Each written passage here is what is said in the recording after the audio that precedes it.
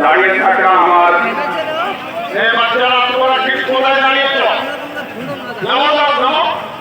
তোমাদের মধ্যে আমি দেখতে পাচ্ছি